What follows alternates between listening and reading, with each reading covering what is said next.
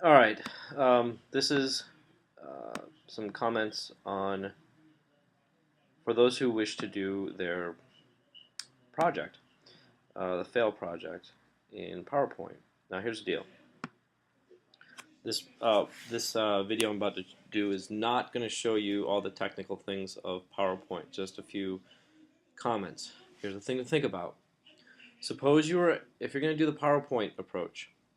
Suppose you were told that you're going to give a presentation to a group of 500 people who are knowledgeable in the framework of O'Hara, but know nothing about your case study. And you had to convey to them all those modules we discussed and present some sort of analysis accordingly. So you have to introduce to them the case. You're going to have to get them to appreciate the overall circumstances that you've come to understand and break it down accordingly.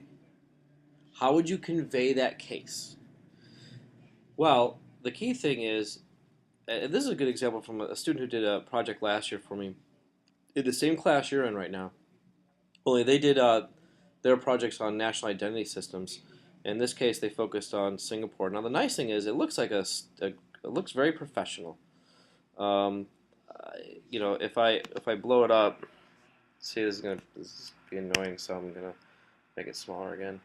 But if we were to take up if we were to actually do the presentation, you see all this right here, and it looks nice. I assume that's one of the templates that comes with PowerPoint. I don't know. I don't care. It doesn't have to be that one. It can be anything, as long as it looks professional. And that's the beauty. Look how professional this looks. It's not overwhelming you with too many words or too few.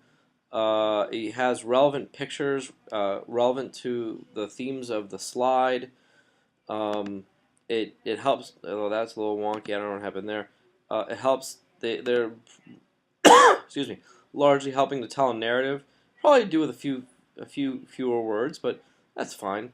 The point is that your PowerPoint is there as a tool for helping you stitch together a narrative that between that tool and what you have to say, tell a story. Now, what do you have to say? Watch this. Bam! How do you get to there if you're not sure? See these features down here in the lower left? This is the slide view. That's the presentation show. This, normal view, has this stuff on the side, and a lot of times this part is closed down. Watch that. However, if you take your cursor and put it over and bring it up, you can put your lecture notes. See, that's the thing. A lot of students think, oh, I'll just make some slides. It's all good. No. It's not just about the slides. It's you have to put some of what you might say, whether it be in the bullet point format, which is more information that's up here in the slide. So this is what the people see. This is what you might say. So this is what helps me stitch together, this is what helps me as evaluating you in this exercise, know that you really get what you're trying to convey. Now, does this take more or less time? I think it actually takes probably a little less time if you're really good with PowerPoint and you're very creative in your searches. But it also might take you more time if you're not very good at that stuff. You might as well just write the damn thing. Now, the other thing is, you still need to, like I said, the parameters for this are a little different, this presentation than yours.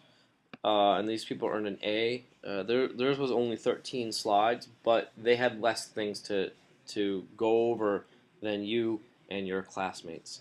Because again, the parameters of the presentation are different. So you must keep that in mind. Let's see what else. Oh, let me show you a few things. I'm assuming you know how to find pictures, but let's suppose you were doing your project on Abu Ghraib. I'm going to go to Google.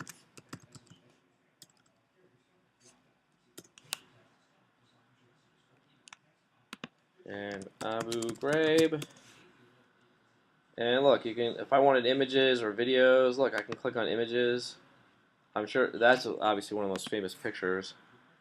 And it's really straightforward. You just control click or right click if you're on if you're on one of those nasty PCs, and just copy image, and then go back into PowerPoint and paste. Now, if this pre-formatted slide pops up and you push paste, it's going to put it in this middle area. I personally I like to make my presentations look really professional. So what I tend to do is here. What I tend to do is change the format so it's blank, or maybe just a headline only, and I Control V, and now I get the whole thing. Especially if I can use a picture on the entire slide.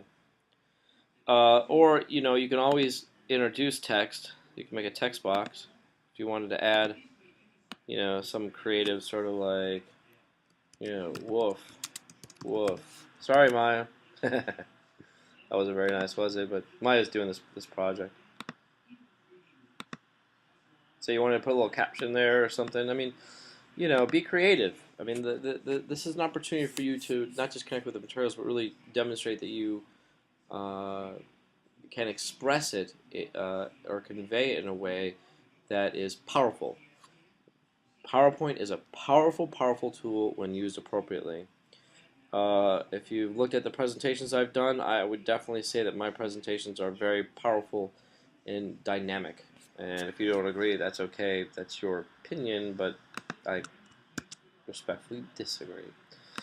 So yeah, but the key thing here that sometimes people overlook when doing this kind of presentations is you got to have your notes in here, and you have to have your list of sources. Do I want your list of sources in the PowerPoint? No. You know what I'll do? You're gonna upload them to Blackboard. So I want everything done through Blackboard. So I'll make a link for that. All right. Please let me know if you have any questions.